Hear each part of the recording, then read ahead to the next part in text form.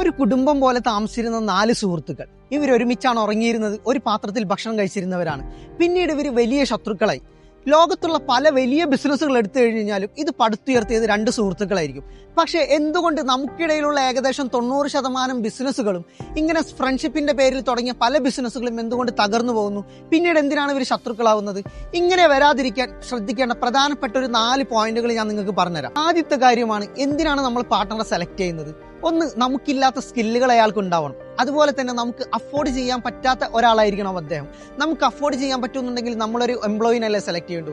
രണ്ടാമത്തെ കാര്യമാണ്, ഇദ്ദേഹം പിന്തുടരുന്ന മൂല്യങ്ങൾ, ഇദ്ദേഹത്തിന്റെ പാസ്റ്റ് ഹിസ്റ്ററി. തീർച്ചയായിട്ടും നമ്മൾ തിരഞ്ഞെടുക്കുന്ന പാർട്ട്ണറുടെ വാല്യൂസും നമ്മളുടെ വാല്യൂസും ഏകദേശം ഒത്തുപോകുന്നതായിരിക്കണം. അല്ലാന്നുണ്ടെങ്കിൽ ഭാവിയിൽ ഇതൊരു പ്രതിസന്ധിയിൽ ഉറപ്പാണ്. മൂന്നാമത്തെ ഏറ്റവും പ്രധാനപ്പെട്ട കാര്യമാണ് ഒരു ലീഗൽ ഡോക്യുമെന്റേഷൻ എന്നുള്ളത്.